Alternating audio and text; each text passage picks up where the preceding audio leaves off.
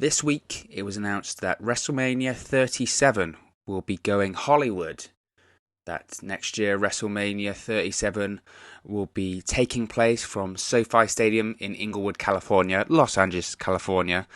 So this video, we're going to do something a little bit different. We're going to try and pitch the main event of WrestleMania 37. Over 12 months out. This isn't even a year out yet. We haven't even had WrestleMania 36, which is, of course, only a couple of months away.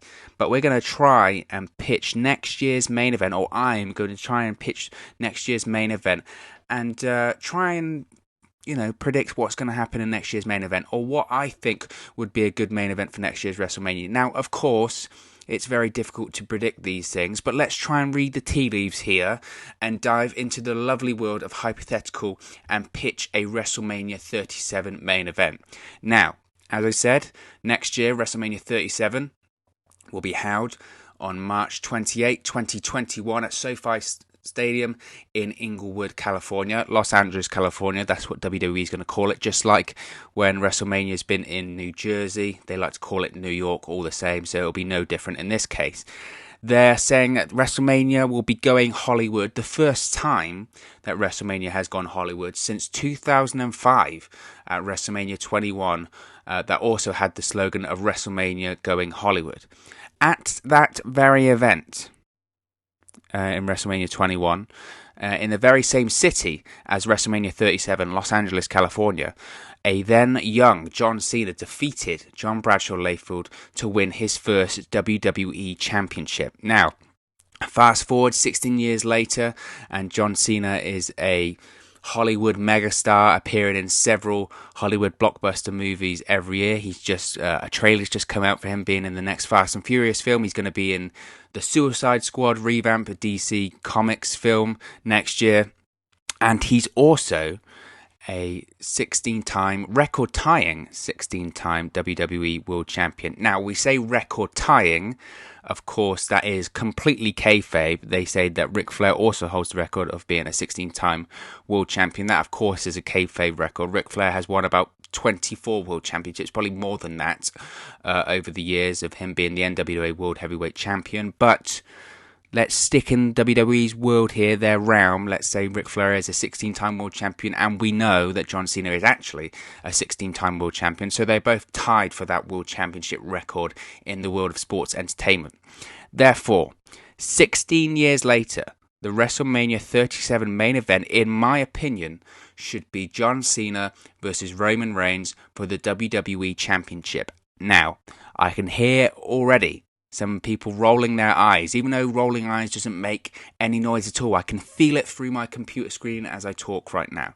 So here's why the main event of WrestleMania 37 should be John Cena versus Roman Reigns for the WWE Championship.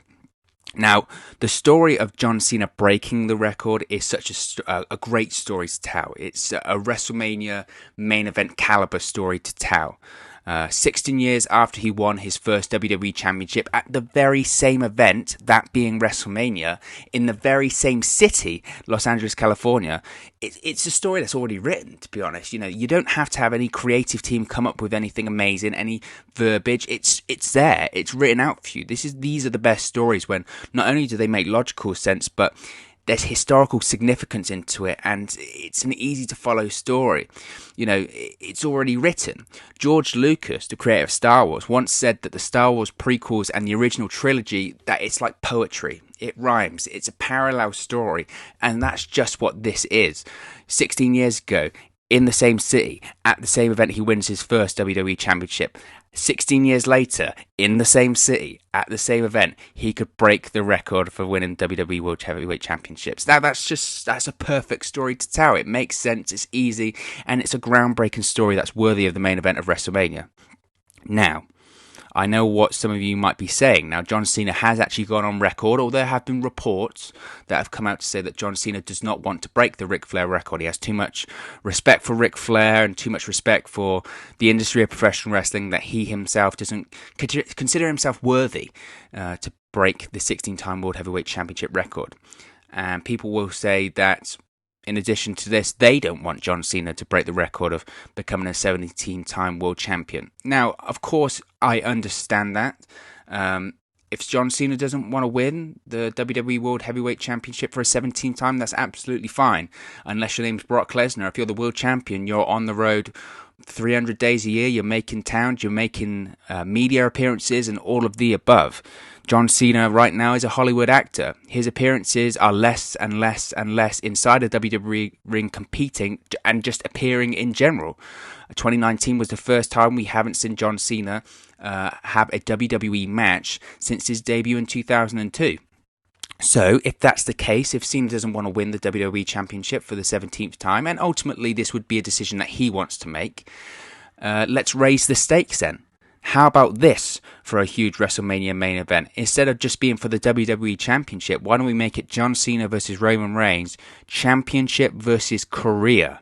Yes, John Cena's career inside a WWE ring. Now, this is nothing new. John Cena has talked about possibly retiring for quite a while now. He said that he doesn't want to outstay his welcome in terms of being a competitor. And his schedule right now, regardless of if John Cena criticised it in the past when they were feuding, John Cena's schedule is now like The Rock. Movie productions just won't ensure people, if they have a film in production, to have a wrestling match. You saw what happened with The Rock. The Rock had his WrestleMania 29 main event against John Cena, and he got injured. And I believe he was filming Hercules at the time, and that production got put back because The Rock had to have surgery. I think he tore a tendon off his abdominal or off his pelvis or something like that, and it hurt the production. It cost the production money.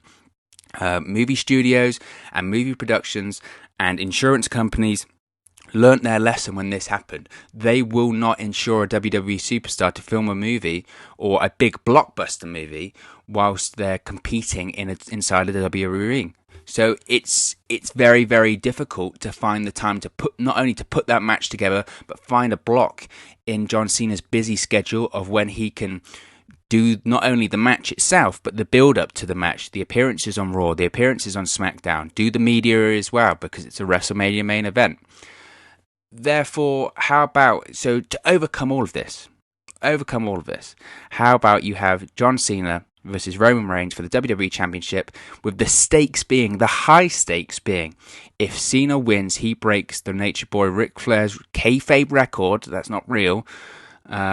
But if John Cena loses, which in this hypothetical scenario he would, he retires from in-ring competition with the WWE 16 years after he won his first WWE Championship at the very same event, that being WrestleMania, in the very same city, that being Los Angeles, California. Now, just think of the stakes there itself. You know, Eric Bischoff has said before that stakes make matches, and it's absolutely true. That the best matches are the ones you can't predict, in my opinion. Going into matches and you're like, there's a reason for both sides to win here. I think of, when I think of WrestleMania main events like this, I think of WrestleMania 31. Going into that main event, it was a slam dunk that Roman Reigns was going to win the WWE World Championship. He was going to be crowned as their next guy. Brock Lesnar was leaving for the UFC. His contract was expiring right after WrestleMania. But then, a week before WrestleMania, or might have even been the week of WrestleMania, Brock Lesnar announced, hey, I've signed a new contract with the WWE for 2 more years. I'm going to be around. Whoa. So people are starting to say, okay, Roman Reigns isn't getting over because he wasn't at the time. He was getting booed out of every building. And Brock Lesnar's going to stay around for a few more years. There's a conversation there about which side could win, because feasibly either side could win, and you just don't know. John Cena's main event against The Rock. Both sides, you thought, well, Cena's the full-time guy, but is he really going to beat The Rock in his hometown at WrestleMania? You just don't know.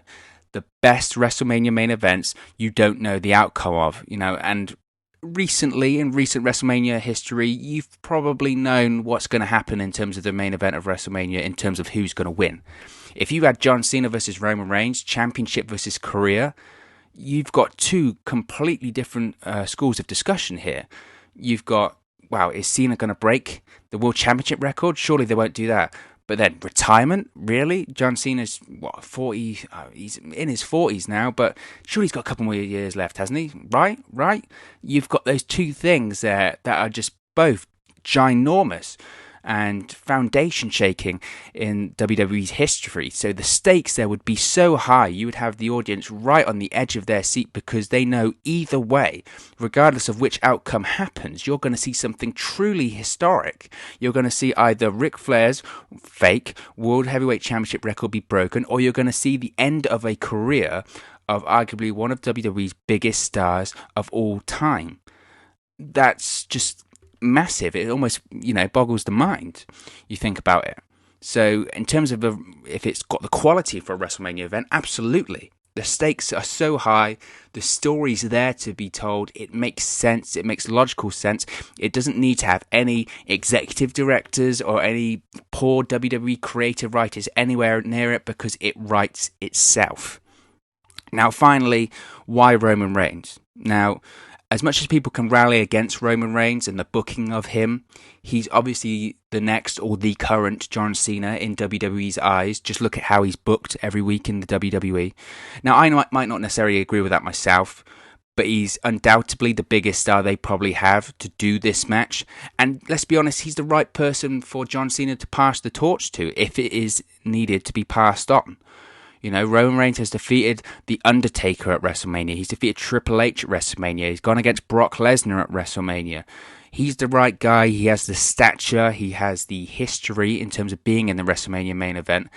And he just, quite frankly, would be the right person to have that torch-passing match at WrestleMania with John Cena on his way out, even though they ruined this by having the same match at No Mercy a few years ago where John Cena kind of passed the torch then because they weren't sure how long Cena was going to be around. Now, I truly do hope that they go with this main event. I think it would be compelling. I think it would be interesting, and I think it would just be. I think it would be groundbreaking in the sense of WrestleMania main events need to be those things that you don't think you can see anywhere else. Something that just you couldn't have it at any other event. It's too big for any other event, and this is exactly what this match is. It's John Cena's record versus his career. That is a WrestleMania main event. This stadium, SoFi Stadium, I believe it's over 100,000. It might be like 101 or something like that. I'm not sure if it's capable to break the WrestleMania 32, again, fake record of over 100,000 there. But if you had a main event of John Cena competing for his 17th World Championship or his career, you've got a pretty good shot at selling that arena out and breaking a new record. So for me, it would be definitely the match to do. Now, I put this on social media a couple of days ago, and people were saying, "Oh God, no, not Roman Reigns, not blah blah blah blah." Well, who else? Who else could make this big a splash in this stadium? WWE is all about breaking records. They love publicity. They love it. If they're going to sell out a stadium and they want to break that 100,000 record again, you've got to have some big names, but also, more importantly, you've got to have a big name, but you've got to put over a member of the roster that's already there. Either way, if Cena did break this record, he's not going to hold the WWE Championship for a year. It's just not going to happen. And like I said, in this hypothetical scenario, he would lose the match and retire. Obviously, Cena can come back whenever. This is wrestling. The Undertaker practically retires at every WrestleMania he competes at nowadays. But you can't have a main event of, we're going to have John Cena versus Triple H. Who does that benefit? Okay, after WrestleMania's done, who's there? Roman Reigns is going to be the guy on the TVs every week. You have to put some of the current members over. You look at this year with Drew McIntyre versus Brock Lesnar. That's a good booking because at the end of the day, on the Raw after WrestleMania, Brock Lesnar probably won't be there, but Drew McIntyre will. That's how to book with these part-time talents. So, what do you think? Do you think that this is a feasible main event for next year's WrestleMania? Do you think we could see John Cena versus Roman Reigns, Championship versus career, or just for the WWE Championship and no retirement speak whatsoever? Do you want to see this match? Do you think it's terrible? What would your WrestleMania 37 main event be next year as WrestleMania goes Hollywood? Let me know in the comment section below. Don't forget to like, share, and subscribe, and follow WrestleNews365 on all of our social media platforms. Thank you very much for watching, listening, streaming, or however you come across this video today, and I'll speak to you again very, very soon.